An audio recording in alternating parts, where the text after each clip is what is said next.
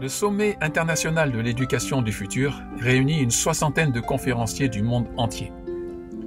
Des pionniers et des innovateurs issus du monde de l'éducation, bien évidemment, mais également des êtres inspirants, issus des chemins de sagesse ou des chemins d'apprentissage et de créativité dans différents domaines.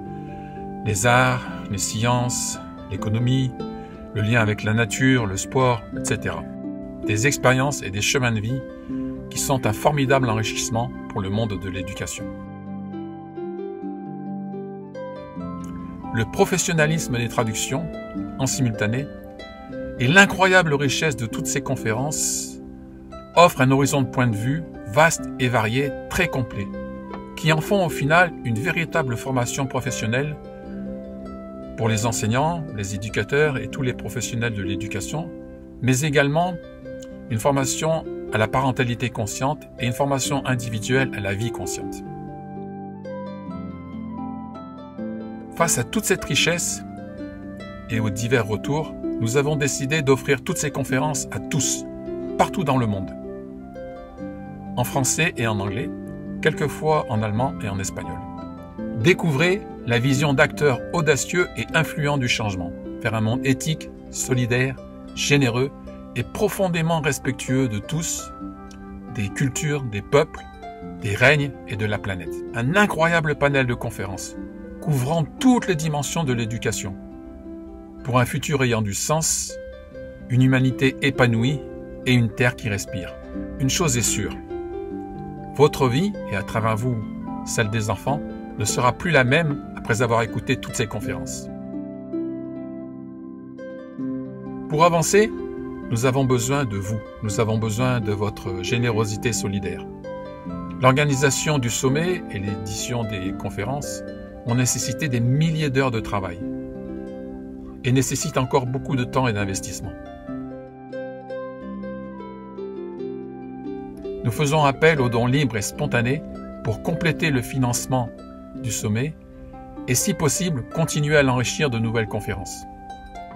Votre soutien est vraiment précieux et vital pour aller jusqu'au bout de cette aventure extraordinaire. Merci.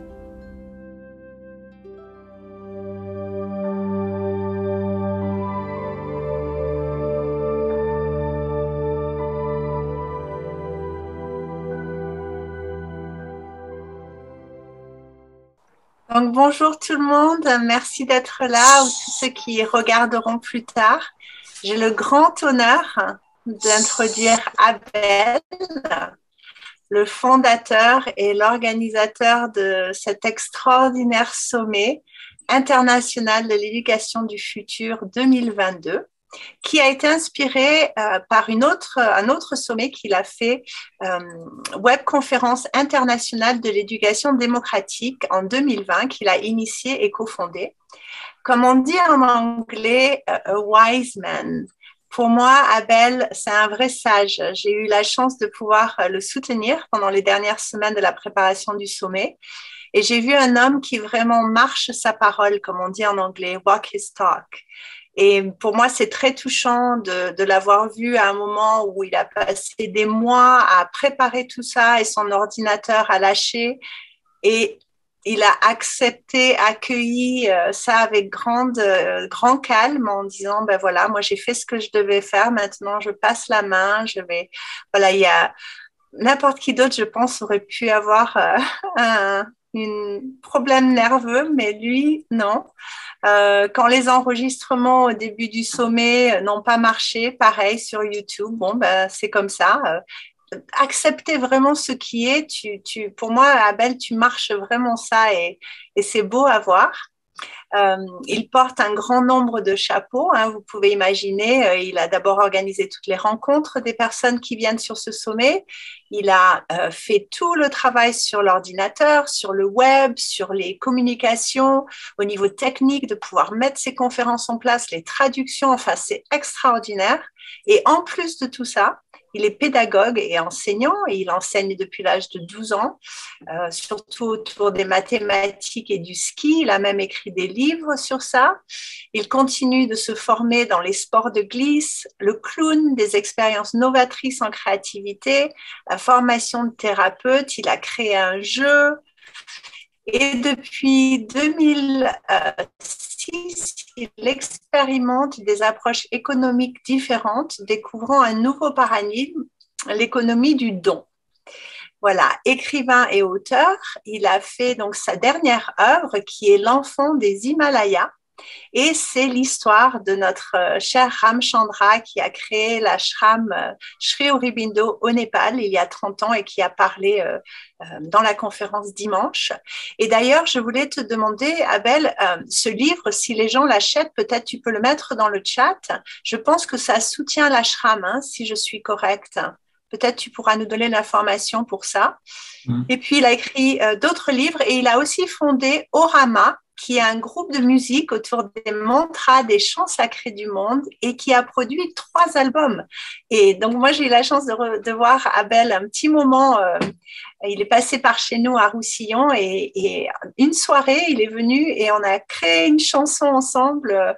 C'était magnifique, une chanson que j'espère il va pouvoir nous jouer, peut-être aujourd'hui ou à la fin du sommet, sur les guerriers de l'arc-en-ciel que nous sommes tous. Et dans sa conférence aujourd'hui, il va nous parler de la pédagogie universelle, donc un chemin d'apprentissage, de la pédagogie vivante et de pleine écoute. Un partage comme un voyage au cœur d'une aventure pédagogique commencée en enfance, un chemin passionnant et créatif vers l'essentiel. Une invitation à découvrir son GPS intérieur, Global Positioning System, ultra performant, qui fonctionne autant pour inventer une recette de cuisine que pour trouver une aiguille dans une botte de foin, animer une journée de classe ou donner une conférence. Une invitation à s'émerveiller à la perfection du grand pédagogue suprême. Je te laisse prendre le relais, Abel. Merci. Merci, Satyana. Je me disais, tu ne veux pas faire la conférence à ma place? C'est pas facile d'avoir aucun recul, quoi, d'être à fond dedans, gérer la technique et tout ça, puis d'un seul coup, de changer de dimension, de m'asseoir sur un autre siège. Juste par rapport au livre, juste pour dire que je sais qu'il y a 2-3 personnes qui ont commandé le livre. Le livre, vu qu'il est chez moi, ça viendra plus tard. Laissez-moi le temps de l'envoyer.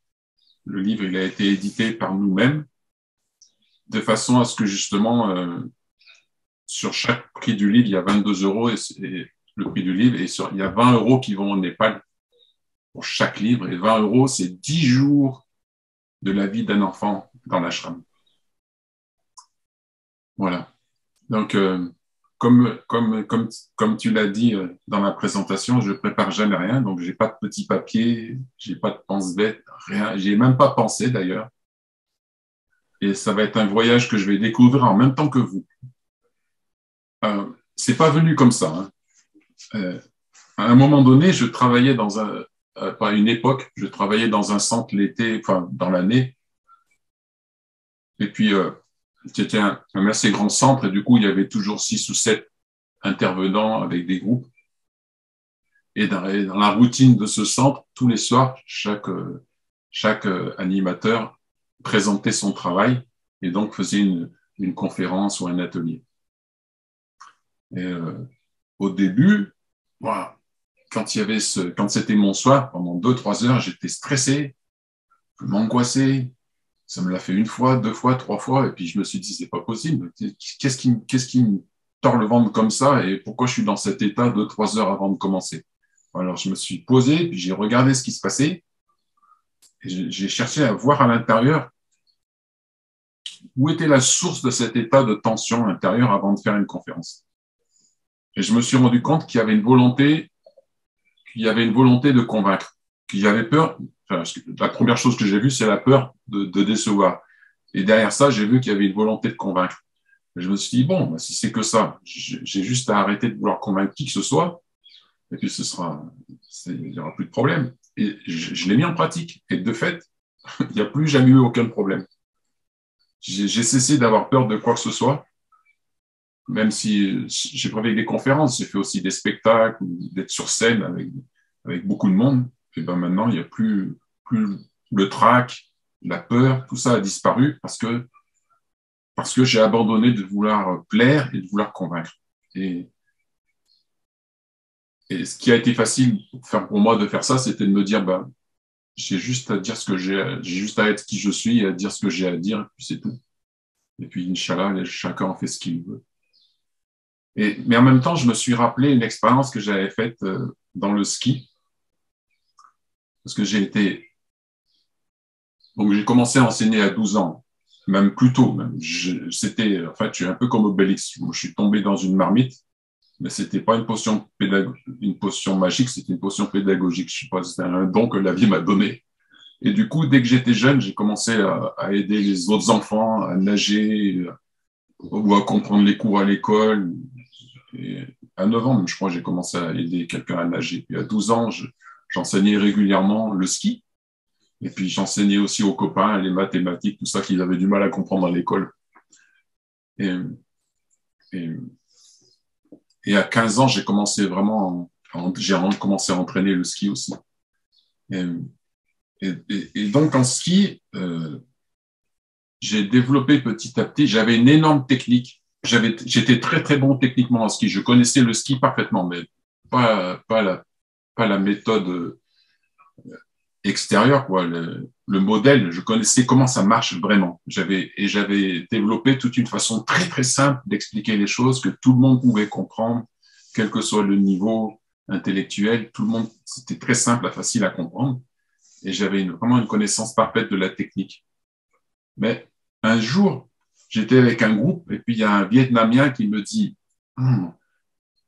je comprends vraiment bien tout ce que tu me dis, hein, mais vraiment. Mais alors, entre mes pieds et ma tête, c'est plein de parasites. Et du coup, je comprends avec ma tête, mais quand ça descend aux pieds, puis les pieds ils font tout autre chose.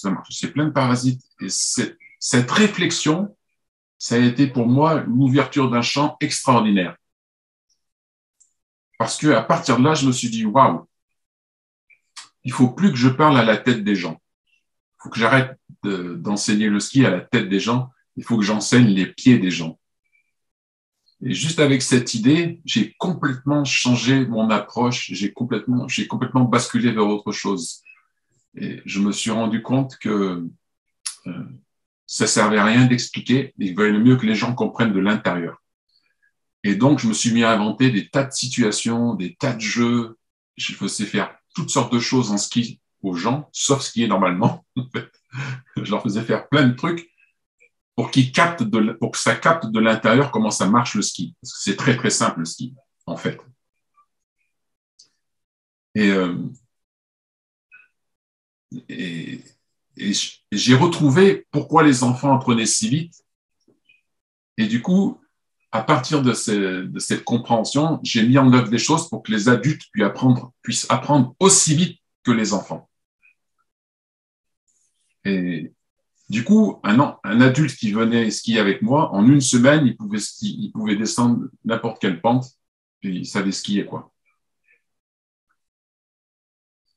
Mais je me suis rendu compte, parce qu'à partir du moment où j'ai agi comme ça, j'ai fait plein d'expériences et à un moment donné, j'ai eu l'idée, quand je faisais faire certains exercices, de demander aux gens qu'est-ce qu'ils avaient appris à travers ce jeu ou cette situation. Alors, j'avais des groupes de 10, 12, 15 personnes. Et la première fois que je fais ça, je demande aux gens qu'est-ce que ça vous a appris cette situation. Et j'ai pas reçu de réponses pareilles. Et j'ai reçu des réponses que j'aurais jamais imaginées. Des gens qui apprenaient des choses qui avaient rien à voir avec le ski à travers une situation de ski. Il y en a, je me rappelle d'un qui me disait d'un seul coup, j'ai compris pourquoi j'ai évité un accident il y a un mois. Je dis bon? Ben oui, on a travaillé sur la vision périphérique et je me suis rendu compte que dans l'accident, j'en avais pas conscience, mais j'ai vu quelque chose dont j'ai pas eu conscience, mais j'ai agi en fonction de ce que j'ai vu dont je n'avais pas conscience. Et là, je m'en suis rendu compte que j'avais eu cette vision, mais je le savais pas, je m'en étais pas rendu compte. Et je me suis dit, waouh, c'est impressionnant. Du coup, quelques fois comme ça, avec diverses situations, j'ai fait la même expérience de demander aux gens, qu'avez-vous appris à travers cette situation? Et j'ai fait ça 3 fois. Et les 3 fois, j'ai reçu des réponses toutes différentes les unes des autres et des tas de choses que j'imaginais même pas que les gens pouvaient travailler à travers cette situation, que ce soit des apprentissages liés au ski ou autre chose. Et du coup, j'ai compris que je n'avais pas à me poser de questions, j'avais juste à dire ce que j'avais à dire, à faire ce que j'avais à faire, et que ça m'appartenait pas du tout ce que les gens apprenaient et comprenaient à travers ça, et que je n'avais pas à m'en soucier. Et à partir de là, j'ai plus jamais cherché à essayer de comprendre comment ça marche. Je me laissais guider intérieurement et je faisais ce que j'avais à faire. Et je savais pertinemment que les gens apprenaient tout autre chose que ce que j'avais dit ou découvraient tout autre chose que ce que j'avais imaginé. Je n'avais pas besoin de projeter des choses. Et cette expérience m'a permis de me rendre compte dans la vie que, pareil pour les conférences, ça m'a aidé par rapport au fait de lâcher sur le fait de vouloir être aimé ou de convaincre. Parce que je me suis rappelé ça et je me suis dit, bon, de toute façon, ce que je vais raconter, c'est même pas possible pour moi d'imaginer ce que les gens peuvent entendre et comprendre ou conscientiser à travers ce que je vais dire. Donc, comme je peux même pas l'imaginer, c'est même pas la peine que je me pose de questions. Et du coup, ça a été simple pour moi de lâcher le fait de vouloir convaincre qui que ce soit. Et le fait de plus avoir aucune volonté de convaincre qui que ce soit, ni d'être aimé ou d'être reconnu ou quoi que ce soit à travers ce que je dis, juste je partage et ça fait le travail que ça a à faire, ou ça touche là où ça a besoin de toucher. Juste cette liberté-là m'a permis de très facilement glisser dans le fait de plus jamais rien préparer. Alors je sais que dans un pays comme la France, où le mental est très fort, ne rien préparer, souvent c'est très difficile pour beaucoup de gens.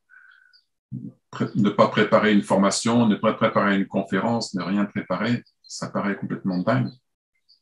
Mais moi, ce que j'ai expérimenté, c'est que quand je n'ai pas besoin de préparer, parce que lorsque je m'abandonne et que je laisse parler ce qui vient, il y a une perfection tellement grande que je peux observer, agir. La dernière conférence que j'ai faite, c'était pour préparer le sommet. J'avais organisé 2-3 conférences comme ça pour tester, ce qui m'a pas servi à grand chose parce que finalement l'ordinateur a changé sa façon de fonctionner entre temps et du coup ça n'a pas marché. Mais bon. Mais j'ai fait une conférence sur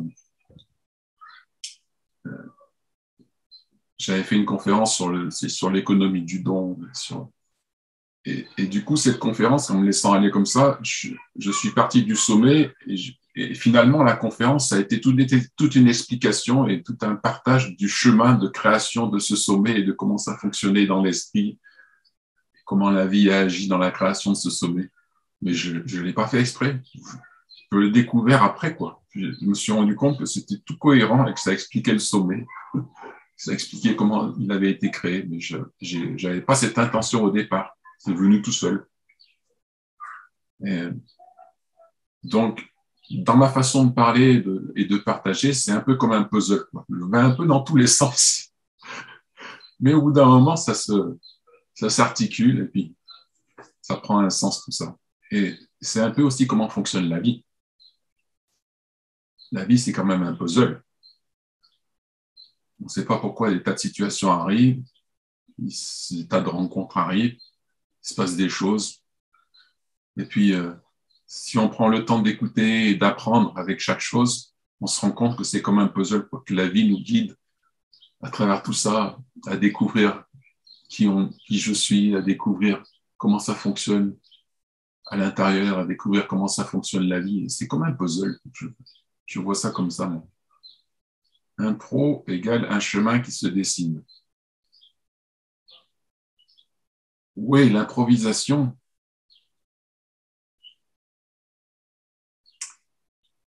Disons que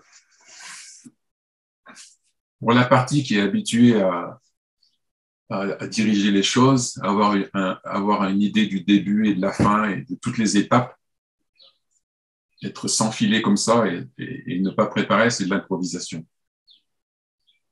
Donc ça paraît être de l'improvisation.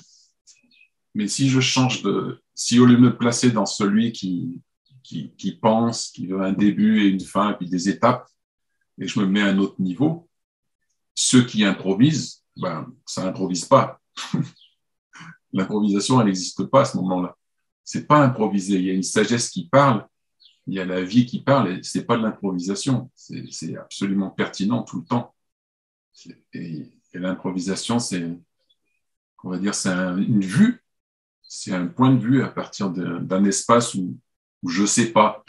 Mais l'espace qui dit je sais pas,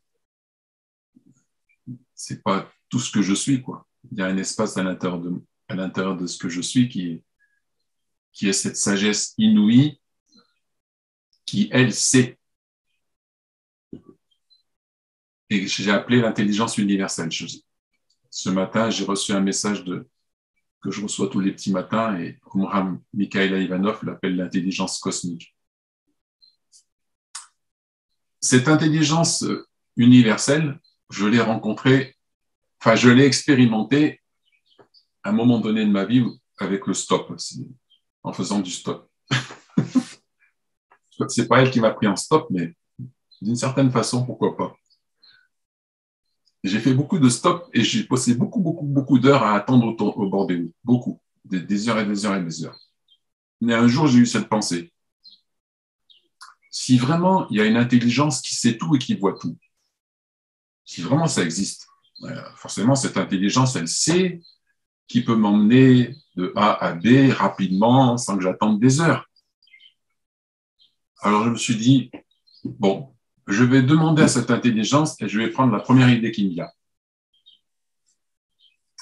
Et la première fois que j'ai fait ça, je devais faire 550 km et je demande, et la première idée c'était 11h15, je suis allé à 11h. Parce que je me dis des fois qu'ils sont en avance. C'était une drôle d'idée, mais j'ai fonctionné comme ça pendant au moins 2-3 ans, à venir 10 minutes d'avance au cas où le rendez-vous soit en avance. J'avais quand même ma foi un peu limitée. Hein. Mais bon. Toujours est-il qu'à 11h15, une voiture s'est arrêtée. 5h30 après, j'avais fait mes 550 km. J'étais super content, donc j'ai recommencé au retour. Ça a été exactement la même chose. Et cette fois-ci, j'ai mis 4h30 pour faire 550 km. Et à partir de là, j'ai plus jamais attendu. Et pourtant, j'ai fait des milliers de kilomètres en stop et j'ai plus jamais attendu. Jamais. Ça a toujours fonctionné. Et fort de cette expérience, parce que là, pour le coup, j'ai expérimenté concrètement qu'il y avait cette sagesse qui voyait tout et qui savait tout. Du coup, je m'en suis servi plein de fois dans ma vie, plein de fois dans ma vie, tout le temps. Enfin, tout le temps, y compris pour mettre en œuvre ce sommet. Enfin, j'ai plein d'anecdotes à raconter sur la pertinence de cette sagesse, mais comme j'ai beaucoup enseigné, je me suis beaucoup servi de ça, de cette intelligence. Enfin, je me suis servi. Disons que j'ai laissé faire cette intelligence dans mon travail, beaucoup, d'enseignant surtout. Et je me suis rendu compte que ça avait cette même perfection, quoi, extraordinaire avec les enfants dans n'importe quelle situation. Et petit à petit, j'ai appris à découvrir qu'est-ce que c'est que cette intelligence. J'ai un peu réfléchi là-dessus. Je dis, comment ça marche tout ça? Et je me suis rendu compte que cette intelligence, finalement, on l'utilise tous en permanence. Mais on n'en a pas conscience parce qu'on aime tellement, on a tellement élevé notre intellect, comme partageait Olivier tout à l'heure, on a tellement fait de notre savoir et tout ce qu'on peut intégrer dans notre ordinateur humain, des tas de savoirs, qu'on a donné tellement de pouvoir à ça et tellement de puissance à ça qu'on a perdu complètement la présence et la conscience à cette intelligence extraordinaire qui nous anime. Je me suis rendu compte que cette intelligence, en fait, si moi, mon petit intellect avait en charge la respiration et que tous les humains, l'intellect des humains avait en charge la respiration de chaque être humain, on serait déjà tous morts d'avoir oublié de respirer. Ça, c'est une réflexion que je me suis faite plusieurs fois parce qu'on n'est tellement pas présent qu'on serait déjà tous morts d'avoir oublié de respirer pendant la nuit, quoi. On n'est pas là du tout. Heureusement que ça ne dépend pas de notre intelligence individuelle, personnelle. Ça dépend d'une intelligence, de cette intelligence-là qui, elle, fait que je respire.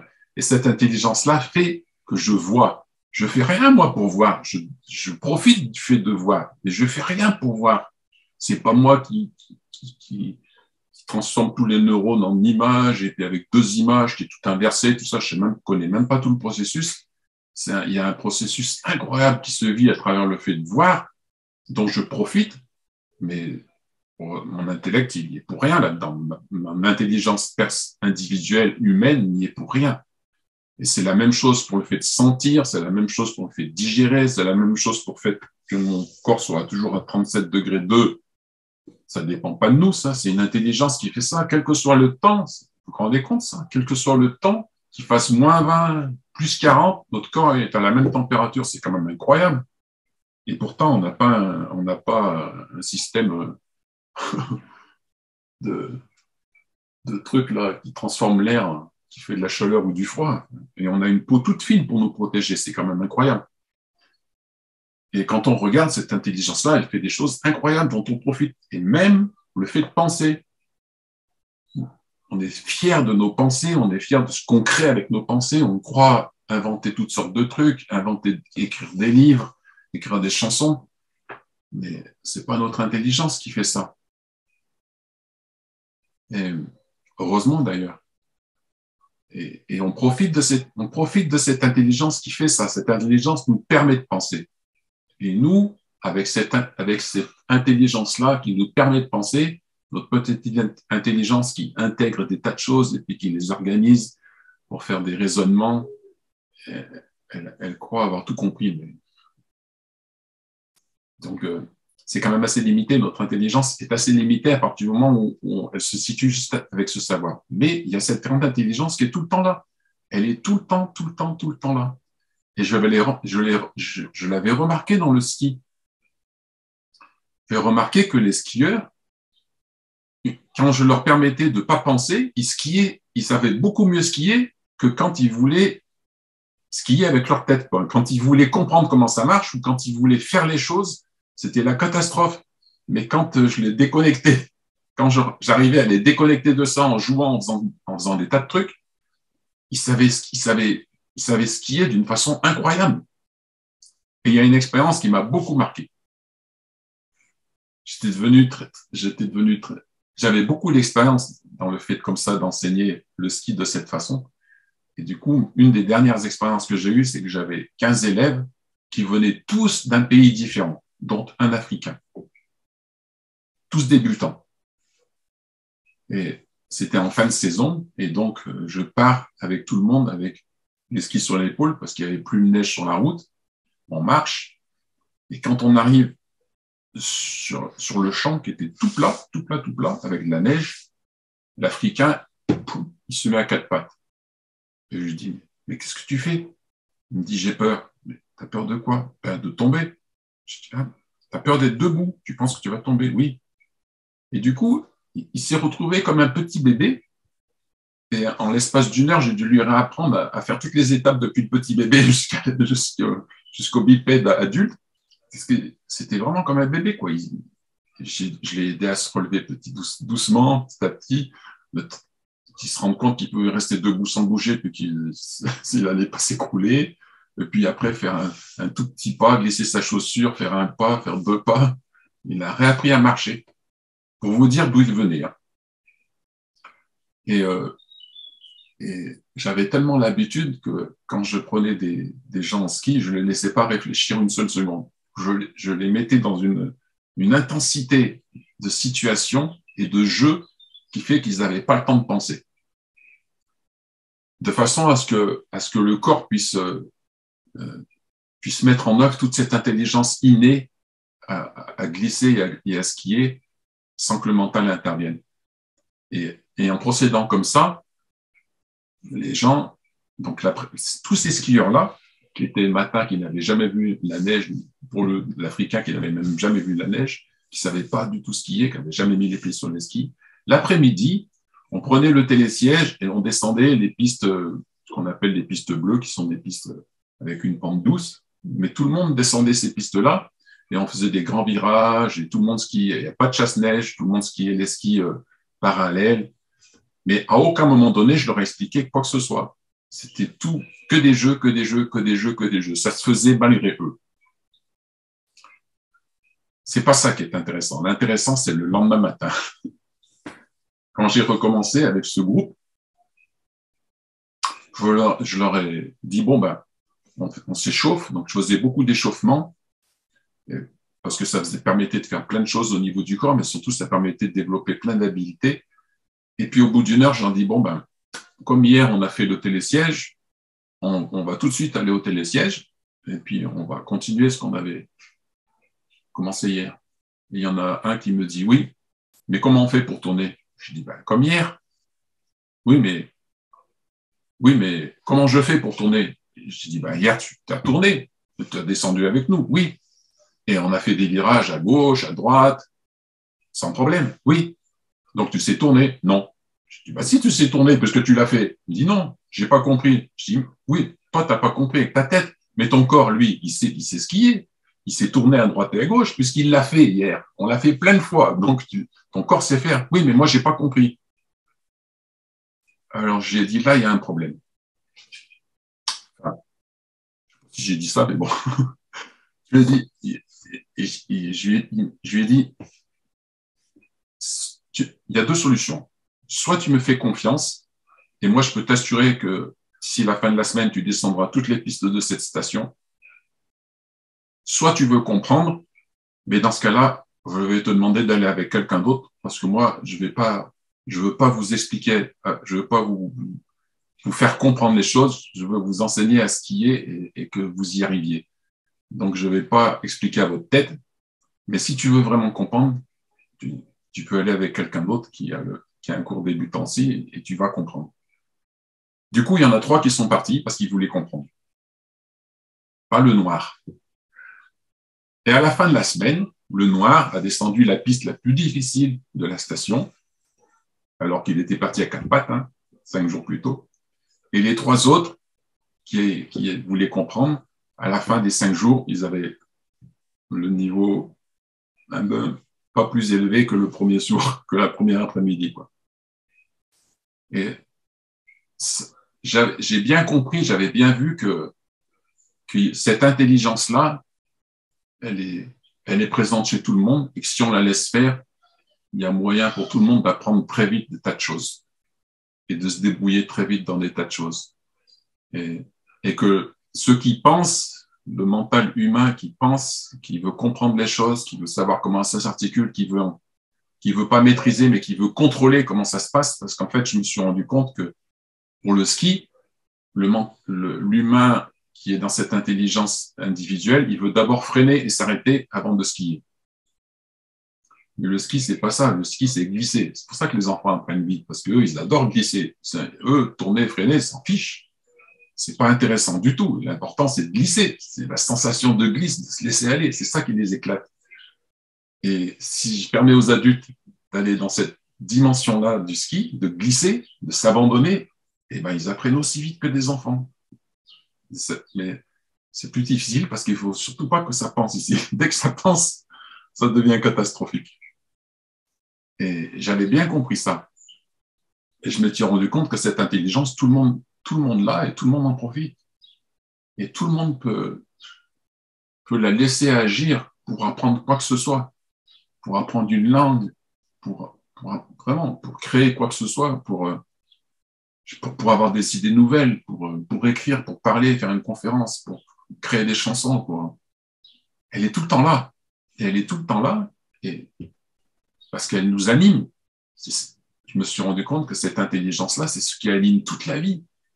C'est d'une perfection inouïe. J'ai souvent posé une question aux gens. J'ai dit, quand tu regardes l'infiniment petit, toutes ces histoires avec les électrons, les atomes, comment tout ça c'est agencé ensemble et comment ça crée des organismes, puis ça crée des corps, notre corps humain qui qui est d'une complexité au niveau anatomique et atomique, avec les électrons et tout ça, c'est phénoménal. Quand je dis aux gens, quand vous regardez ça, est-ce que vous voyez une intelligence là-dedans? Tout le monde répond oui, spontanément. J'ai posé la même question en regardant, quand tu regardes les galaxies, les étoiles, comment les soleils créent des atomes qui maintenant se retrouvent dans notre corps, comment tout ça, les étoiles explosent et comment tout ça est articulé. Est-ce que vous voyez une intelligence là-dedans? Et tout le monde spontanément répond oui. Et je dis, est-ce que cette intelligence entre les deux dans notre vie, est-ce qu'elle est là? Et là, les gens ne la voient pas. Donc, spontanément, les gens voient l'intelligence dans l'infiniment petit, dans l'infiniment grand, et puis entre les deux. Excuse-moi, Abel, je m'excuse de t'interrompre, mais la connexion. Je ne t'entends pas.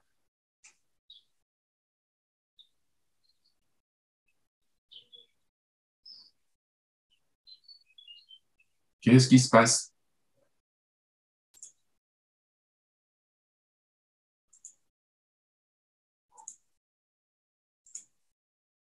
Vous m'entendez ou vous ne m'entendez pas?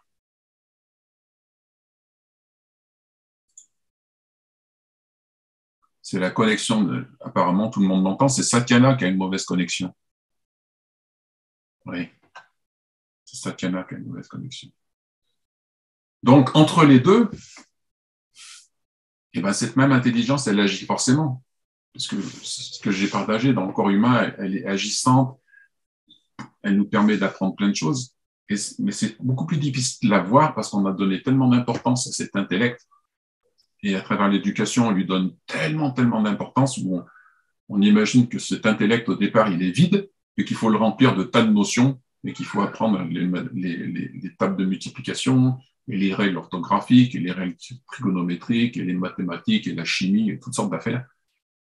Et là, j'ai parlé québécois, là, toutes sortes d'affaires. Mais c'est pas ça. C'est pas ça. Moi, quand j'étais enfant, je me suis demandé plein de fois, mais à quoi ça sert tout ce que j'apprends? Je savais déjà que j'allais pas m'en servir. Je comprenais pas pourquoi je devais apprendre plein de choses dont je savais pertinemment que je m'en servirais jamais. Ça m'a toujours estomaqué, ça, de devoir apprendre plein de choses dont je savais que ça ne me servirait pas. Et l'école, c'est trop souvent ça, quoi. À l'heure actuelle, l'école, c'est encore ça, malheureusement. Et j'ai réuni tous ces gens pour le sommet parce que j'ai cette perception que l'éducation, c'est pas ça du tout. Mais aussi, j'ai cette perception que l'éducation, il n'y a pas besoin d'être un spécialiste de l'éducation pour être un bon éducateur. Il y a des tas de gens qui ont une sagesse extraordinaire à partager, une expérience de vie qui est d'une sagesse inouïe à partager pour le monde de l'éducation. Et c'est pour ça que j'ai invité des tas de conférenciers qu'on verra jamais dans les sommets de l'éducation parce qu'ils ne sont pas des éducateurs, ils ne sont pas des enseignants à l'école ou dans les universités ou dans la formation. Et néanmoins, ils ont une sagesse inouïe à partager. Quand on écoute Olivier Clerc tout à l'heure, qui a une vision d'une globalité et qui intègre toutes les dimensions et qui a une vision de l'éducation complète. Et il n'est pas considéré comme un spécialiste de l'éducation, de l'enseignement. Et il y a plein de gens comme ça. Et donc, j'ai invité ces gens qui m'inspirent et dont je sens qu'il y a une sagesse qui peut être bénéfique pour tout le monde. Donc, c'est ça qui m'a guidé aussi dans le sommet. Et cette intelligence-là, donc, elle est là, elle nous anime, et tous les enfants, forcément, ils ont cette intelligence à l'intérieur. Ce qui fait que quand on regarde les enfants avec ce point de vue où il y a cette intelligence à l'intérieur, moi, j'ai déjà remarqué souvent que les enfants, il n'y a pas besoin, ils ont soif d'apprendre. C'est quelque chose de naturel. Apprendre, c'est naturel. C'est un mouvement naturel. Tous les enfants veulent apprendre. Il n'y a pas un enfant qui ne veut pas apprendre. C'est pas vrai, c'est pas possible. Qu'ils ne veuillent pas aller à l'école, ça oui. Mais apprendre, non. Ça, tous les enfants veulent apprendre. Toujours, ils veulent apprendre. Il n'y a que les adultes qui s'arrêtent d'apprendre. Il n'y a que des adultes les adultes qui sont qui ont perdu cette connexion avec la vie, Ils arrêtent d'apprendre. Je l'ai vu dans le cadre du ski une fois, un jeune, il avait 20 ans, il savait bien skier, puis je lui ai dit, mais il y a quand même des choses où tu peux progresser, hein. Tu sais, il y a moyen d'aller plus loin. Mais non, non, mais je suis trop vieux, c'est fini maintenant, je peux plus apprendre. 20 ans, ça m'avait sidéré, ça. À côté de ça, j'avais des débutants qui venaient, qui avaient 60 ans, 75 ans, qui étaient débutants en ski, puis qui avaient une soif d'apprendre énorme, et qui continuaient à apprendre. C'est la nature de chacun d'entre nous, ça a toujours soif d'apprendre. Toujours, toujours. C'est naturel. Et un enfant, il a soif d'apprendre, donc il n'y a pas besoin de vouloir lui enseigner quoi que ce soit, parce que de toute façon, ce qu'il a besoin d'apprendre, il va le demander. Toujours. Quand on est avec des enfants dans une classe, il n'y a rien à faire. Ils viennent te demander. Qu'est-ce que ils voient quelque chose, et d'un seul coup, ils voient quelque chose, puis ils se demandent, ils voient bien que les adultes savent lire, alors d'un seul coup, ils se posent la question, qu'est-ce que c'est? Moi, j'aimerais bien aussi savoir ce que ça veut dire, ces trucs qui sont écrits. Et là, ça commence. Et puis là, une vitesse phénoménale, ils apprennent à lire en très peu de temps, parce que ils ont soif de savoir qu'est-ce que ça veut dire, ce qu'ils voient sur les panneaux, par exemple, ou le livre qu'on leur dit d'habitude, puis là, ils veulent pouvoir le lire tout seuls, qu'ils ne sont pas obligés d'attendre le papa ou la maman le soir. Il y a un moment donné où ça vient, et à ce moment-là, ça va très, très vite. Ils apprennent très, très vite. Pour les chiffres, c'est pareil. Ils apprennent tout comme ça, et très facilement et très vite. Quand j'étais à l'école, j'ai travaillé à l'école. Bon, mais je ne vais pas tout raconter quand même. Il y a des choses des fois. J'ai travaillé à l'école et j'avais créé une cuisine pour les enfants. Je m'occupais des enfants de 4 à 6 ans et du coup, j'avais fait une cuisine à leur taille. J'avais tout organisé comme dans une cuisine, avec un lavabo à leur taille, des endroits pour que les choses puissent s'égoutter. Et j'avais fait des étagères où il y avait toutes sortes de trucs. Et j'avais fait des étagères où il y avait toutes sortes d'ingrédients, de la farine, des graines de toutes sortes, des herbes, des épices, toutes sortes d'affaires. Il n'y a que le four que j'avais pas mis du tout à leur hauteur, parce que c'est quand même... Bon, voilà, je me suis dit... j'avais une limitation par rapport à ça. Je me dis, le four, il n'y a que moi qui m'en occupe. Je cuis tout ce que vous faites. Tout ce que vous préparez en cuisine, je le cuis. Mais vous vous débrouillez. Et les enfants, vous savez ce qu'ils ont fait la première fois? Ils voulaient faire des gâteaux. Et ils ont été chercher de la terre. Ils ont mélangé avec la farine. Et ils ont commencé à faire des mélanges comme ça. Comme ça leur passait dans la tête. Et hop, ils ont fait des gâteaux. Et je les ai cuits. Bon, forcément, quand ils ont goûté, ça ne leur a pas beaucoup plu. Et ben, j'ai rien fait, je leur ai pas enseigné quoi que ce soit. À la fin, ils faisaient des gâteaux, c'était devenu des spécialistes. Oh là là, ils faisaient des gâteaux incroyables. Ils étaient super doués. Ils avaient appris à jouer avec les saveurs et puis ils se rendaient compte que s'ils mettaient un peu plus de ça ou moins de ça, ben, le goût du gâteau changeait. Et du coup, ils faisaient les gâteaux qui leur plaisaient à eux, bien sûr. Mais ils savaient faire toutes sortes de gâteaux secs et ils savaient faire toutes sortes de saveurs. Et je leur ai pas expliqué les choses, rien. Ils ont essayé, c'est tout. Ils ont appris tout seuls. Ils se sont rendus compte que la terre, c'était pas top pour faire des gâteaux. C'était marrant. Je t'interromps, il y a quelqu'un qui a dit il faudrait revoir l'apprentissage des langues à travers cette intelligence, mais comment? Aurore demandait. Et ben, j'ai appris l'espagnol comme ça. J'ai regardé des films et en regardant les sous-titres, ben voilà, c'est tout. Et je me suis dit, bon, je m'amuse, je regarde des films qui sont sympas et sans rien faire, aucun effort, j'apprends l'espagnol. Et ça marche. Ça marche. Je parle pas espagnol, je baragouine, je comprends ce qui se dit en espagnol maintenant et j'arrive à comprendre maintenant, j'arrive à me rendre compte dans les films que ce qui est traduit, ce qui est écrit, c'est pas ce qu'ils disent. Je le vois. Même en hindi, j'ai commencé à regarder des films de Bollywood et petit à petit, je commence à comprendre des trucs de l'hindi. J'ai pas eu la chance d'apprendre le népalais comme ça, bien que j'ai séjourné au népalais, parce qu'il n'y avait jamais de sous-titres quand les Népalais parlaient. Donc, j'ai jamais réussi à comprendre où étaient les mots, où est-ce qu'ils commençaient les mots, où est-ce qu'ils s'arrêtaient. Je jamais aussi à reconnaître les mots. Pour moi, quand j'ai écouté du népalais, c'était une musique. Alors, je me suis amusé à imiter la musique, mais j'ai jamais rien compris parce que comme je pouvais pas faire de lien entre les mots et ce que ça disait, il parlait et je comprenais pas ce qu'il me disait. Donc, j'ai appris les quelques mots dont j'avais besoin pour manger parce que ça, c'était concret, quoi. Quand il me nommait une chose en le montrant, je savais ce que ça voulait dire. Et, et donc, il y a moyen, personne me demande si j'apprends visuellement. Non, pas forcément. J'apprends aussi avec l'auditif. Parce que c'est des sons, c'est de la musique, tout ça. Et cette intelligence-là, elle peut apprendre beaucoup de choses beaucoup plus vite, quoi. La difficulté avec les Français, j'ai remarqué au niveau des langues, c'est qu'ils veulent savoir parler, ils veulent savoir, comment on va dire, parfaitement les choses avant de parler. Alors là, ils veulent pas faire d'erreur, c'est ça le truc. Ils veulent surtout pas se tromper, donc ils parlent pas.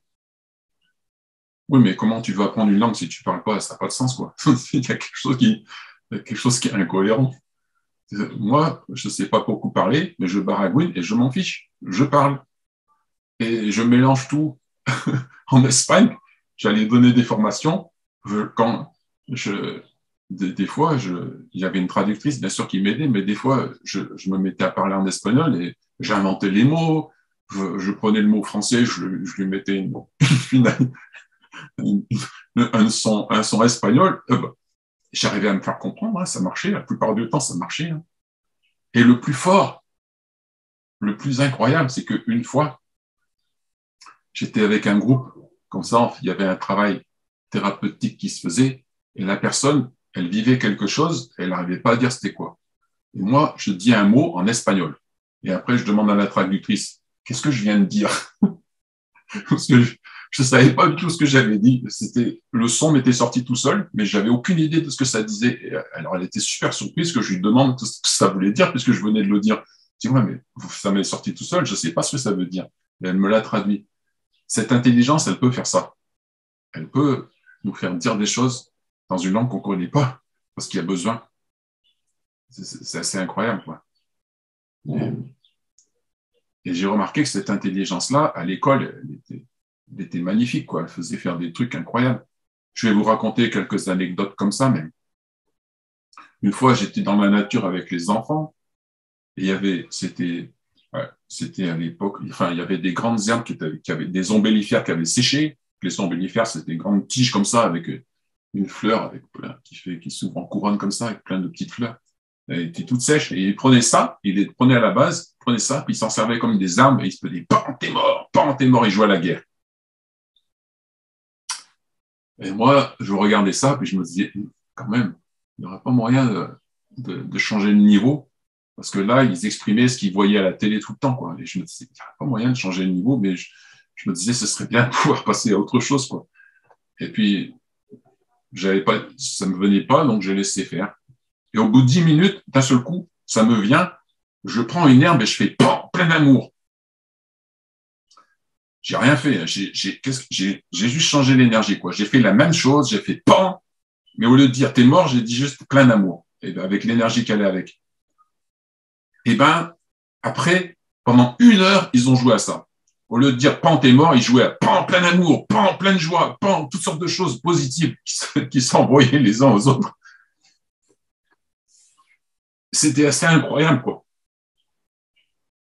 Mais le plus fort, parce que ça ne s'arrête pas là, ce qui est le plus incroyable, c'est qu'un an et demi après, un an, à la même époque, un an après, un des enfants qui était là cette fameuse après-midi, je le vois ramasser ses ombellifères, là, une pleine brassée. Et il revient à l'école avec une brassée comme ça d'ombellifères. Et je me demandais bien qu'est-ce qu'il faisait, quoi. Et je disais, alors du coup, j'ai laissé faire. Puis à un moment, en remontant, en parlant, je disais, et tu vas en faire quoi de toutes ces ombellifères? Il me dit, à la maison, c'est triste.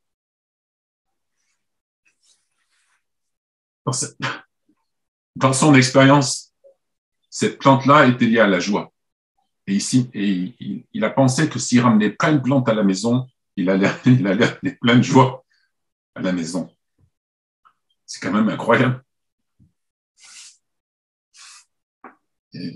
C'est très touchant quand on laisse faire cette intelligence, parce qu'elle fait des choses incroyables. Et à l'école, je racontais des histoires. J'avais vu faire quelqu'un au Québec. J'ai vécu au Québec et j'ai participé à un projet de jardin d'enfants à l'école Montessori, parce que l'école maternelle n'existe pas au Québec. Et je voyais un ami, Jean, qui racontait tous les jours, qui inventait une histoire.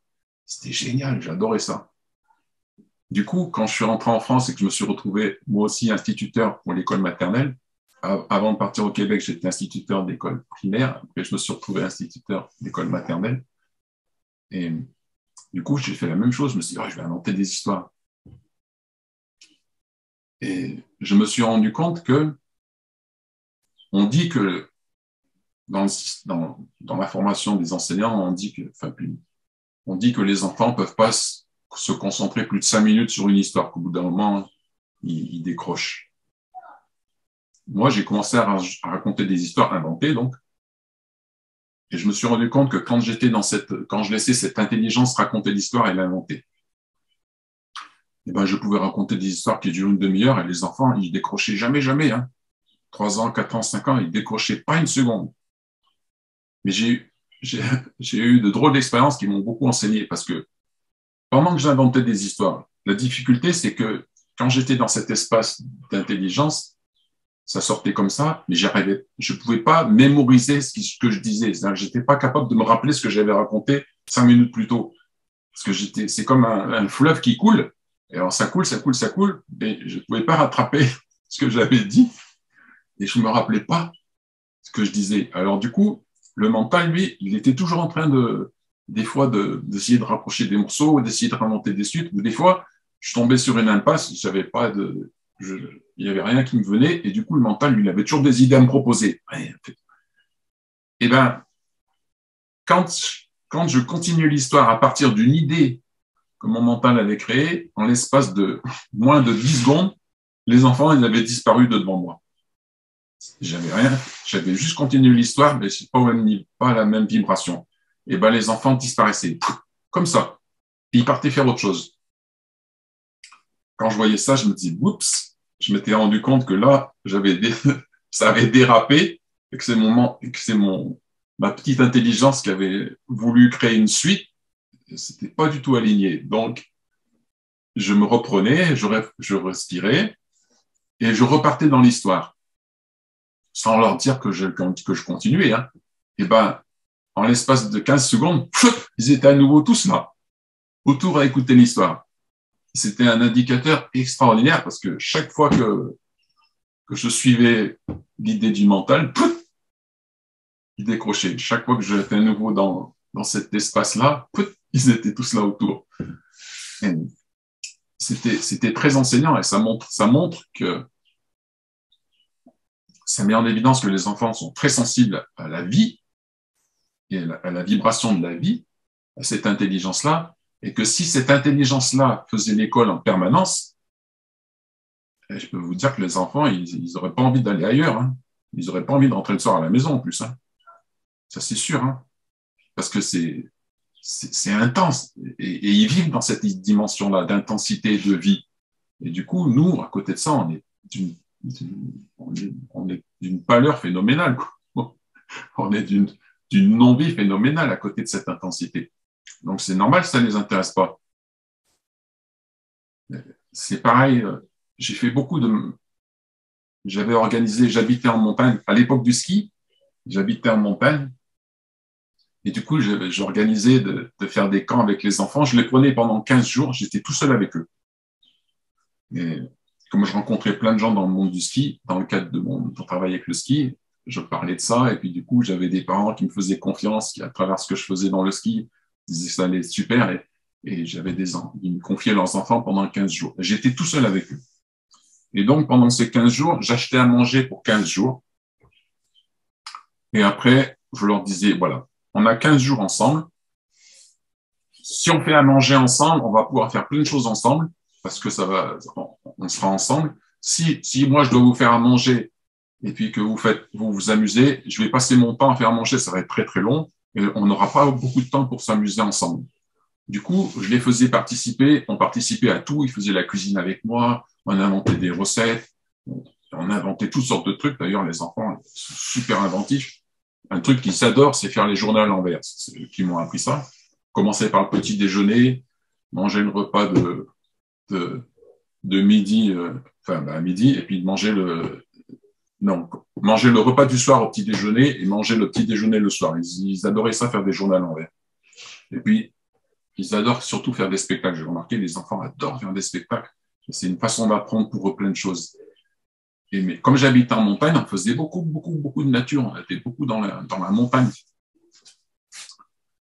Et j'ai vu beaucoup de parents emmener des enfants en montagne. Et aller en montagne pour les enfants avec des parents, c'est le truc, je vais dire un gros mot, mais c'est le truc le plus chiant qui puisse exister, quoi. Ça leur plaît pas du tout. C'est pénible pour un enfant d'aller en montagne avec les adultes. Pourquoi? Parce que l'adulte, lui, le seul truc qu'il a dans la tête, c'est d'aller au sommet pour voir le paysage. Mais l'enfant, il n'en a rien à faire. De projeter que dans 1 heure ou dans 2 heures, il sera à un sommet et qu'il y aura une belle vue, ça le fait pas, j'allais dire, ça le fait pas triper, non, mais ça le fait pas vibrer, quoi. C'est vraiment un truc le plus ennuyeux possible. C'est pas la vie, ça. Et du coup, j'ai souvent été avec les enfants en montagne. Et le chemin à suivre, il était super simple, quoi. C'est que ça demande pas de vouloir monter là-haut, ça demande juste de marcher et de s'amuser. C'est un jeu permanent. Et si je marche avec les enfants en jouant en permanence, que c'est un jeu permanent, que c'est la vie en permanence, qu'il y a toutes sortes de choses qui se passent, c'est une véritable aventure.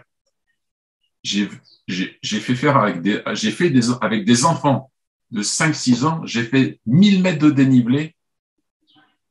C'est énorme, hein, 1000 mètres de dénivelé. Sur toute une journée comme ça, partir, faire 1000 mètres de dénivelé, redescendre, et à la fin, eux, ils couraient, et moi, j'étais complètement KO, quoi. Je n'avais plus de jambes. Et eux, ils avaient une énergie phénoménale. Ils n'étaient pas fatigués du tout. Parce que c'est vivant tout le temps, c'est de l'énergie tout le temps, et ça ne les fatigue pas. Mais si je les force à marcher, waouh, au bout de 100 mètres, ils disent, c'est encore loin. 100 mètres, c'est encore loin. Vous connaissez ça, non? C'est encore loin. Ça ne leur plaît pas du tout, ce genre d'activité qui est pilotée par une idée, quoi. Et donc, à l'école, on peut mettre en place toutes sortes de pédagogies, mais c'est pas ça qui va faire la qualité de l'éducation. C'est pas quelle que soit la beauté de la pédagogie, quelle que soit la profondeur qu'elle est, c'est ce que je suis qui va faire la beauté d'une éducation. Si je m'en vais avec des belles idées, faire des écoles, puis moi j'ai vu ça, hein, j'ai visité toutes sortes d'écoles, j'ai visité toutes sortes de pédagogies, et des fois je voyais dans certaines écoles les enfants qui faisaient semblant, qui jouaient le jeu, quoi. Comme les enfants dans l'école traditionnelle qui jouent au jeu, on leur demande d'apprendre, ils apprennent, on leur demande de faire ci, ils le font, mais ils sont pas là, ça les passionne pas, ça se voit, quoi. Ou ils font semblant, j'en ai vu qui faisaient un spectacle en playback, ça les gonflait, donc ils faisaient du playback. Et moi je me disais, waouh, ça va pas, ça, il y a un truc qui colle pas, c'est pas cohérent. C'est pas ça la pédagogie. La pédagogie, c'est que ça doit les animer. Et il n'y a pas besoin d'avoir des méthodes extraordinaires pour ça. Si je suis dans cette dynamique-là, d'être vivant et de faire confiance à cette vie, cette intelligence-là, l'école devient super vivante et c'est passionnant, quoi. Alors, j'ai pas été tout le temps comme ça, bien sûr, quand j'étais à l'école, parce que j'étais pris par les désirs des uns et des autres, et puis, la pression, toutes sortes d'affaires, mais néanmoins, j'ai vécu des expériences très, très riches, et je sais que les enfants qui ont vécu ces expériences-là, ça les a marqués aussi. J'ai eu l'occasion d'en rencontrer plus tard et ils m'en reparlé. J'avais inventé un truc incroyable avec les enfants. J'étais dans une petite école et du coup, les parents, c'était un peu auto-géré. Les parents faisaient le ménage, mais du coup, le ménage se faisait ils pouvaient faire le ménage que le vendredi après-midi. C'était un temps de classe, mais dans leur emploi du temps, donc c'était le vendredi après-midi. Je dis, il n'y a pas de souci. Moi, le vendredi après-midi, vous faites le ménage et nous, on s'en va dehors. Et du coup, j'avais inventé un truc avec les enfants. J'aurais dit, on va faire des aventures. Et ça m'était venu comme ça. Il y a 3 règles. 1, on décide tous ensemble du chemin qu'on prend à chaque fois qu'on voit une intersection. On reste toujours tous ensemble et on ne passe pas 2 fois au même endroit. C'était les 3 règles avec lesquelles on jouait. Et du coup, tous les vendredis, on partait à l'aventure. C'était incroyable. Hein. Je me rappelle une fois, on est parti à l'aventure, on a fait 300 mètres dans l'après-midi. Il s'est passé tellement de choses dans les 300 mètres qu'on n'a fait que 300 mètres. Quoi. Mais il s'était passé toutes sortes d'aventures dans les 300 mètres. Une autre fois, on part à l'aventure et là, il y en a un qui voit sous la route, il repère les bus pour que l'eau puisse passer sous la route. Comme ça, il y a des bus, il y a des chemins de bus qui traversent la route, qui font 7-8 mètres, qui traversent la route. Et bien sûr, il y en a un qui se dit « Ah, je vais passer par là ». À partir du moment où il y en a un qui veut passer par là, bon, tout le monde y va. Et ce qui était assez incroyable, c'est que un trou comme ça qu'il faut traverser pendant plusieurs mètres, inévitablement, ça rappelle à la naissance, de façon symbolique en quelque sorte. Et il y a une enfant, elle s'est retrouvée dans un processus de naissance, vraiment. Et je l'ai accompagnée, donc quand je me suis mis de l'autre côté, j'ai parlé au petit bébé, je lui disais, oui, vas-y, t'es capable, tu vois, on t'attend, il y a la lumière ici. Je lui parlais comme un petit bébé qui venait dans la naissance, et elle a fait son passage, et après, elle était tellement contente qu'elle a fait toutes les buses. Toutes les buses sur le kilomètre qu'il y avait de descente jusqu'à la rivière, elle a fait toutes les buses, et tout le monde, et tous les enfants ont fait toutes les buses. Il n'y en a pas une qu'ils n'ont pas faite, même les plus étroites, ils sont passés dedans. Et du coup, j'ai raconté une fois cette histoire dans un stage de clown avec des adultes. Et ben, tous les adultes, ils ont voulu faire pareil. Et je me suis retrouvé au bord d'une route avec tous les adultes qui traversaient la route par-dessous. Et du coup, ça a été le même processus parce que pour certains, ça a été un gros processus de naissance où ils se retrouvaient coincés dans le passage. Ça n'arrivait plus à avancer ni reculer. Et je les ai accompagnés comme les enfants. C'était assez étonnant. Ça, la vie, elle fait ce genre de choses. Cette intelligence-là, elle fait ce genre de choses. Alors, après, ma difficulté, mon chemin, moi, tout mon chemin dans ma vie, c'était d'être le plus possible dans cette intelligence-là, plutôt que de faire moi-même les choses, parce que je me suis bien rendu compte que cette intelligence-là, elle était super pertinente, qu'il n'y avait pas besoin de trop réfléchir pour faire des choses, pour trouver des solutions, que cette intelligence-là, elle m'a permis de trouver un éditeur alors que tout le monde me disait que j'aurais jamais été édité. Elle m'a permis de trouver de l'argent alors que c'était soi-disant impossible, de trouver des maisons alors que c'était soi-disant impossible. J'ai fait plein de choses impossibles comme ça dans ma vie grâce à cette intelligence. Enfin, c'est pas moi, j'ai rien fait. Et cette intelligence m'a permis d'expérimenter plein de choses qui étaient soi-disant impossibles et ça fonctionne, quoi. Pour plein de gens, faire un sommet comme ça peut paraître impossible. Moi, j'ai pas de carnet d'adresse au début. Je connais 2-3 conférenciers, je connaissais quelques personnes comme ça, mais j'ai pas de carnet d'adresse, j'ai rien, quoi. Je sais pas comment. Je me suis lancé là-dedans, j'ai pas du tout les épaules pour faire ce genre de truc. Je suis pas un organisateur d'événements, je connais pas toute la méthodologie de ce truc-là, j'ai pas les médias, j'ai rien au départ, surtout à ce niveau-là, j'ai rien. Mais cette intelligence-là, elle fait les choses. Cette intelligence-là, elle fait des choses incroyables. C'est vraiment un peu décousu tout ce que je dis, mais ça va dans tous les sens. C'est quand même cohérent par rapport à l'apprentissage, quoi. C'est que, en situation d'enseignant, quand je fais confiance à cette intelligence-là, c'est tout simple, mais c'est tout simple tout le temps, quoi. C'est pas que dans situation d'enseignant, c'est tout simple dans la vie aussi. Et si j'ai besoin de quelque chose, la vie, cette intelligence-là, elle me guide, elle va m'y amener d'une façon ou d'une autre, ou alors carrément, elle me le dépose devant la porte. C'est pareil aussi. Hein. C'est des choses incroyables qui peuvent se passer quand je m'abandonne à ça. Et le but du jeu, c'est d'être tout le temps dans cet espace. Alors, pour les gens comme moi qui viennent des générations antérieures, on a un tel bagage qui nous a empêchés d'être comme ça, que ça demande de faire tout un chemin pour se défaire de toutes sortes de choses qui nous empêchent d'être dans cette fluidité-là, comme vouloir comprendre, vouloir être aimé, vouloir convaincre, toutes ces choses-là. Il y a quelque chose dont j'ai partagé déjà, vouloir contrôler, toutes ces choses, ça demande de les abandonner, ça c'est sûr, mais c'est tout un chemin de connaissance de soi, du coup, parce que ça oblige à comprendre comment ça marche et comment je me suis fait du mal pendant des années avec.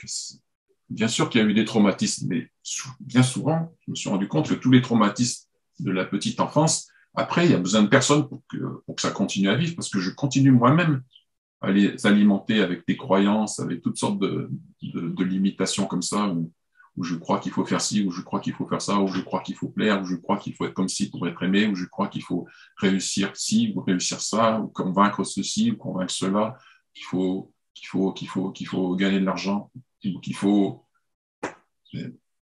Ça ne marche pas comme ça. Depuis quelques années, je me suis rendu... À un moment donné, j'en avais... Je vais sur un autre sujet, mais ça peut peut-être aider par rapport à comment on peut créer une école. À un moment donné, je m'étais lancé comme thérapeute et j'habitais en montagne. Et du coup, il y avait toujours cette pression autour, avoir un cabinet, aller à la ville, avoir des clients, gagner de l'argent, parce qu'il y a des choses à assumer. Tout ça. Il y avait toujours cette tension en moi de comment il faut que je fasse pour gagner de l'argent, comment je vais y prendre, si j'habite à la montagne. Et puis à un moment donné, j'en avais vraiment eu marre de me poser des questions là-dessus et j'ai dit à cette intelligence, j'ai dit OK, moi je l'appelle Dieu, cette intelligence.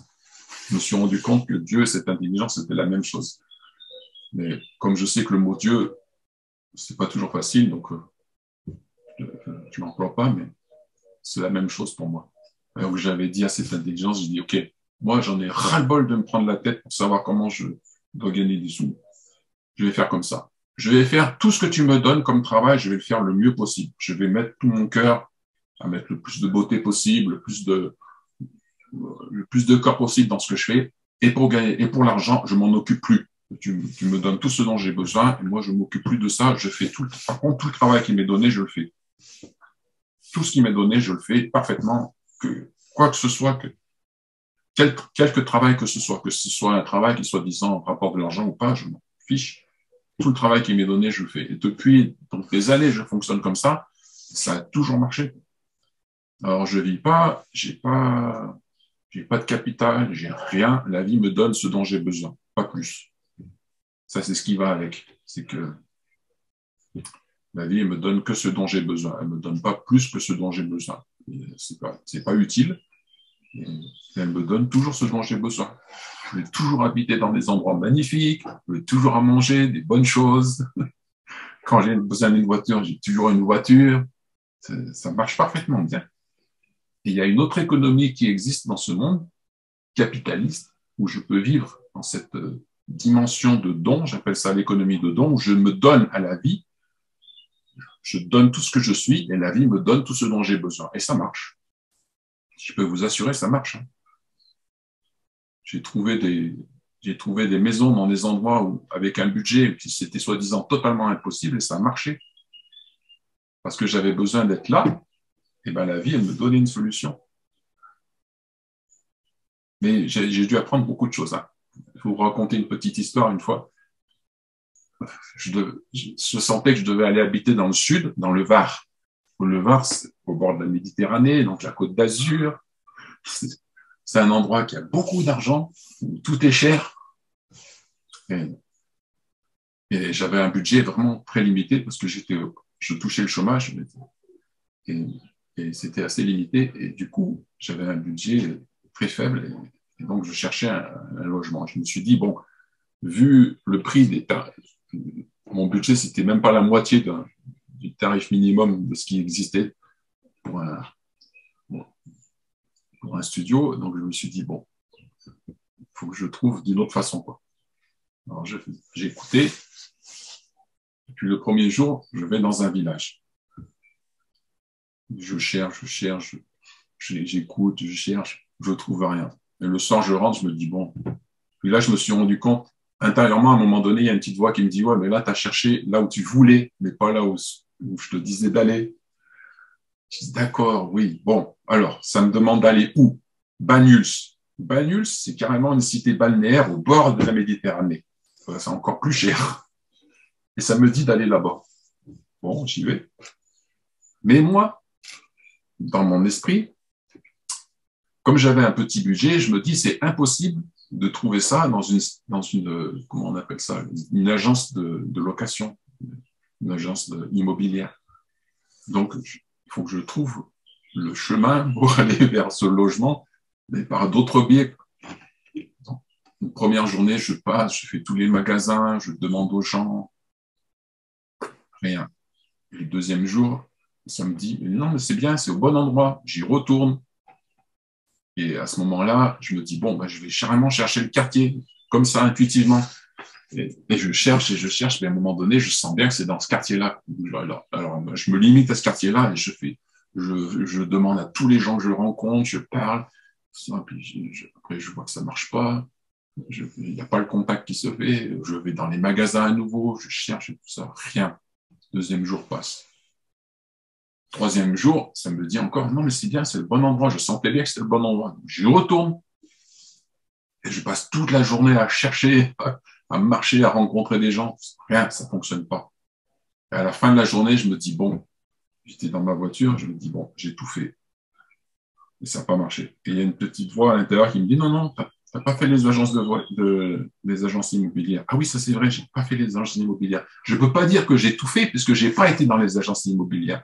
Parce que j'aurais fait les agences immobilières, là, j'aurais vraiment tout fait. Mais moi, pour moi, aller dans les agences immobilières, c'était impossible que ça fonctionne, quoi. Je me dis, je vais quand même les faire. Il y en avait 5. Bien sûr, je commence par la première. Oh, mais avec le budget que vous avez, c'est même pas la peine. Je m'y attendais, vous m'en vais. Deuxième, pareil. Troisième, pareil. Quatrième, pareil. Cinquième, pareil.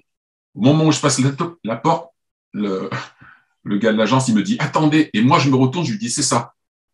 C'est quoi le truc? Il me dit, il y a un Allemand qui habite pas là, et il aimerait bien que quelqu'un lui garde habite sa maison pour pouvoir pour se sentir en sécurité. Et boum, je me suis retrouvé avec moins que ce que j'imaginais dans un appartement de 35 mètres carrés avec vue sur la mer. et j'ai mis 4 jours parce que dans ma tête, c'était impossible que je sois dans une agence.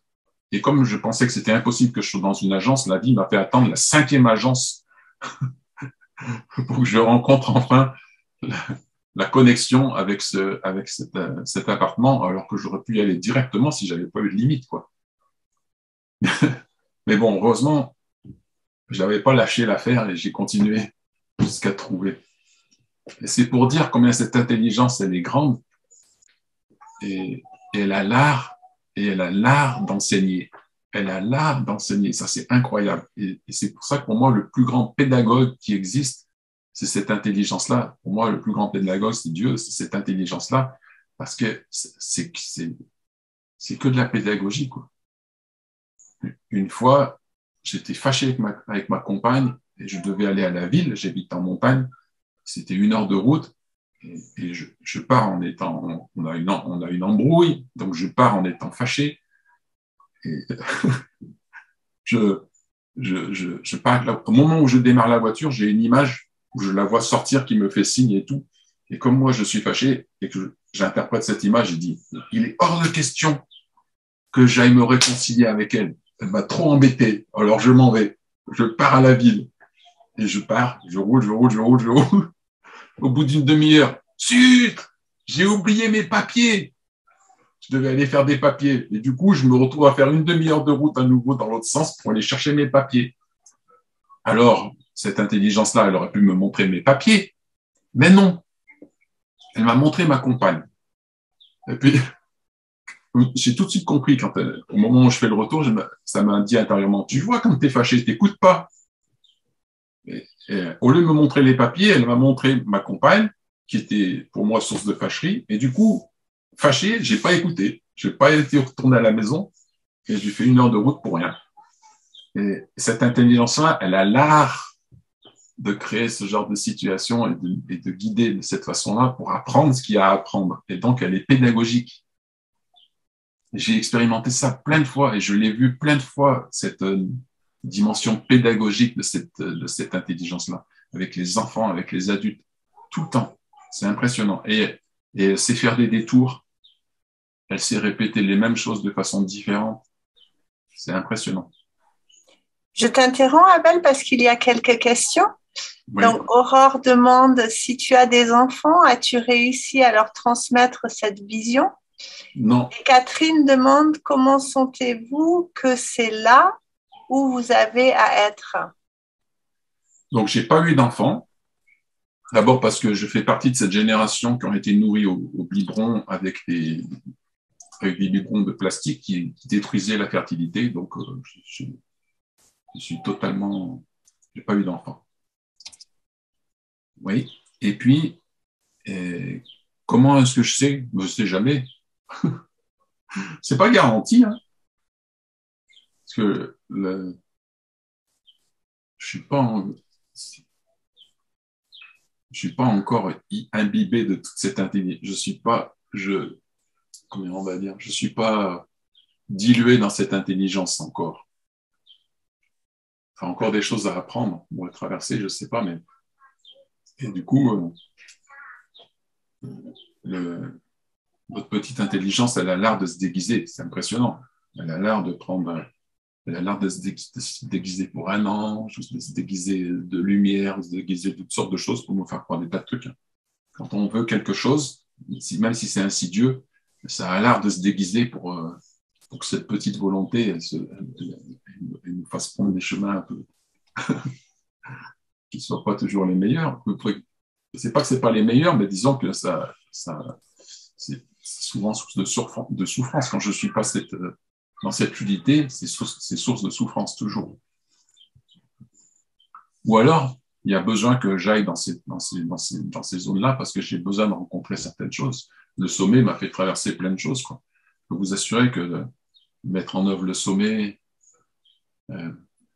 juste la dernière chose que j'ai rencontrée, là, c'est pendant les 3 jours qui ont précédé le sommet, de voir qu'il y avait... Parce qu'on m'a dit plein de fois, mais il va y avoir des milliers de personnes à ce sommet, tu ne te rends pas compte. Alors moi, je ne savais plus quoi faire, quoi, parce que c'est au niveau de l'organisation, parce que c'est très compliqué, Zoom est très limité en nombre, et je ne savais pas ce que je devais faire, ça me mêlait tout ça, on me disait, tu vas avoir des milliers de gens, puis je voyais que ce n'était pas tout à fait ça qui se passait, et puis à un moment donné, quand je voyais qu'il y avait peu de monde finalement qui faisait la démarche pour avoir les liens Zoom, je me disais, waouh, j'étais désolé pour tous les conférenciers qui faisaient confiance, quoi, qui m'avaient fait confiance. J'étais vraiment désolé. J'ai eu une tristesse pendant 3 jours très profonde, mais c'était une vieille chose, quoi. C'est parce que j'avais peur d'être rejeté en quelque sorte, d'avoir dérangé du monde pour rien, quoi. C'est pas, mais il y a eu un moment pas facile à traverser pour moi parce qu'il y avait encore une vieille chose d'être aimé dans ce que je fais ou quoi, de ne pas être rejeté plutôt. C'était plutôt ça. Et c'est une vieille blessure. Et ça m'a demandé de me traverser jusqu'à ce que pendant ces 3 jours où j'avais vraiment du mal, je comprenais ce qui se passait, mais j'avais vraiment du mal à lâcher prise avec ça. Et jusqu'à ce qu'intérieurement, je sente que c'était pas mon business, comme on dit au Québec. C'était que ce sommet, c'était pas mon œuvre.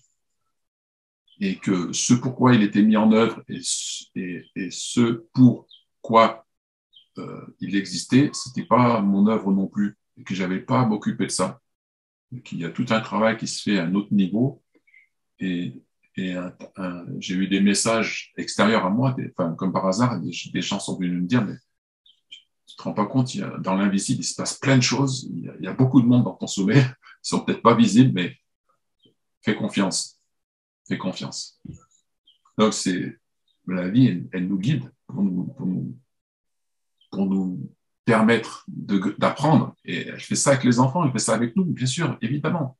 On n'a rien, il n'y a absolument rien à faire pour traverser toutes ces limitations qu'on a, avec lesquelles on est venu ou qui nous ont été qu'on a intégré, il n'y a rien à faire pour se libérer de tout ça. Ça vient, il y a juste à vivre et observer ce qui se passe. Alors, on rencontre tous les gens qui vont nous titiller là où ça fait mal. On rencontre les enfants qui vont nous titiller là où ça fait mal. On rencontre les situations qui vont nous titiller là où ça fait mal. Il n'y a rien à faire. La vie, elle nous donne en permanence toutes les situations pour apprendre.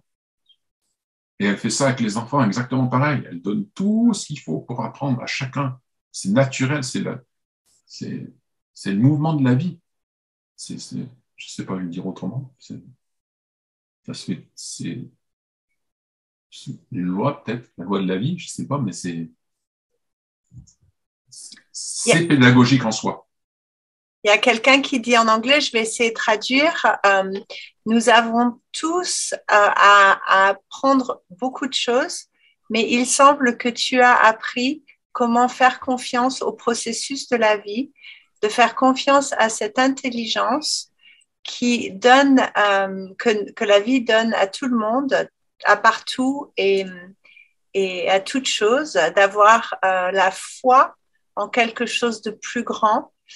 Comme tu dis, certaines personnes l'appellent Dieu. C'est un grand cadeau, une grande grâce. C'est très inspirant. Merci pour tout ce partage. Et puis Nathalie dit, pour la petite histoire, quand j'ai eu vent de ce sommet, je me suis juste inscrite à 2 jours, puis la veille, je me suis inscrite à tout. Finalement, je ne lâche pas car c'est inouï, toute cette richesse. Ce sommet est juste formidable. Marie-Bernadette, votre témoignage est super, merci. Et Lucie, je suis liée moi-même à cet égrégore de ce sommet de façon immersive et c'est plus fort que moi. C'est émouvant.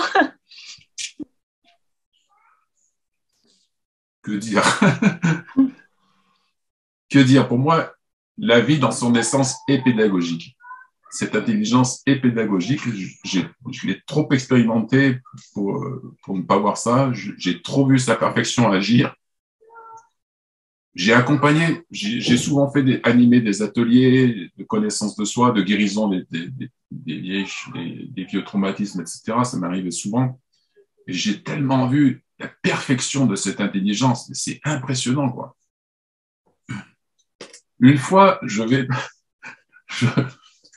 dans un endroit pour animer le clown des jeux intérieurs. J'ai créé un truc qui s'appelle le clown des jeux intérieurs. Et les gens, il y avait des gens qui habitaient dans une yourte. Il y avait plusieurs yourtes, en fait. Et puis, il y en a une qui me fait visiter sa yourte. Et moi, avec mes yeux, je lis yourte de Mongolie. Et puis moi, je dis, ça c'est marrant, t'as une yourte de Colombie. Et je m'en suis même pas. Et mes yeux ont bien vu Mongolie, mais ma bouche, elle a lu Colombie. Et ma parole a dit Colombie. Et je m'en suis même pas rendu compte. Je dis, ça c'est marrant, t'habites dans une yourte de Colombie. Bon, c'était le soir. Le lendemain, le stage commence. Et à un moment, il apparaît avec c'était une jeune femme, et il apparaît qu'elle a toute une histoire avec la Colombie. Elle avait toute une grosse histoire avec la Colombie.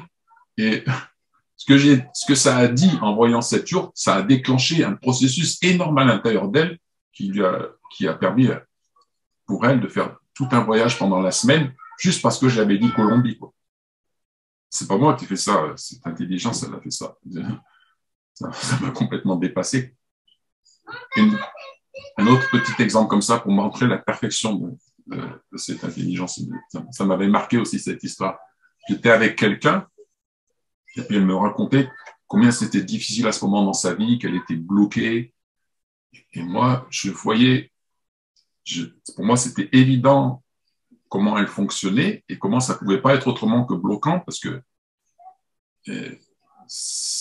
la façon dont elle fonctionnait, ça pouvait pas aller ailleurs que dans un blocage, quoi. Et j'essayais de l'expliquer, elle n'arrivait pas, elle comprenait pas, trop dedans. À un moment donné, je m'arrête, je laisse faire, quoi. Je me dis, bon, si ça me vient de façon plus pertinente de le dire. Puis au bout de 5 minutes, j'ai dit, on était dehors, quoi, dans la nature. Il y avait un coquelicot devant nous à 1 mètre. Ça me vient comme ça, je lui dis, tu vois, ce coquelicot, tu le vois, il est rouge. Et bien toi, ce que tu es en train de faire dans la vie, c'est que tu veux que ce coquelicot soit bleu. Et tu fais exactement la même chose dans ta vie. Tu veux que le coquelicot soit bleu, mais il est rouge.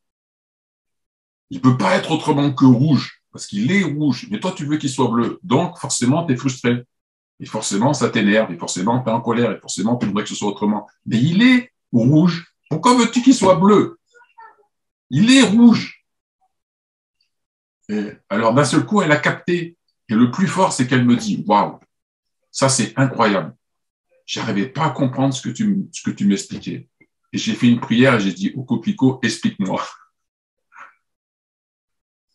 C'est fou. C'est incroyable. Ça, c'est la magie de cette intelligence-là.